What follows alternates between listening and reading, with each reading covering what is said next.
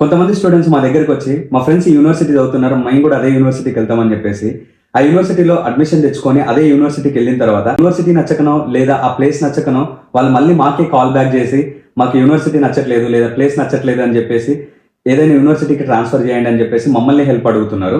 So నేను ఇదంతా ఎందుకు చెప్తున్నా అంటే, మీరు అక్కడికి వెళ్ళిన తర్వాత ఇబ్బంది పడ్డం కన్నా ఇక్కడుండి ప్రాపర్గా ప్లాన్ చేసుకోవడం అనేది చాలా ఇంపార్టెంట్. ఒకవేళ మీకు ఇన్ఫర్మేషన్ తెలియకపోతే మీరు ఏ కన్సల్టెన్సీ కానీ వెళ్ళండి, వాళ్ళు ఇన్ఫర్మేషన్ అయితే షేర్ చేస్తారు.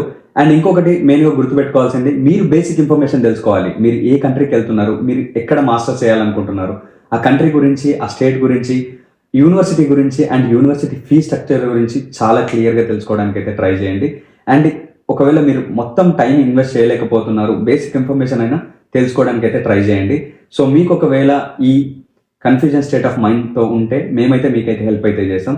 అండ్ మేమైతే కంప్లీట్గా అప్లికేషన్ ప్రాసెస్ అనేది ఫ్రీగా అయితే చేస్తాం అనమాట. సో లేట్ చేయకుండా మమ్మల్ని అయితే కాంటాక్ట్ అవ్వండి. మీకు ఏ ఇంటేక్ వెళ్ళాలన్నా మేమైతే కంప్లీట్గా మీకైతే హెల్ప్ అయితే చేస్తాం. Don't forget to follow TC consulting services.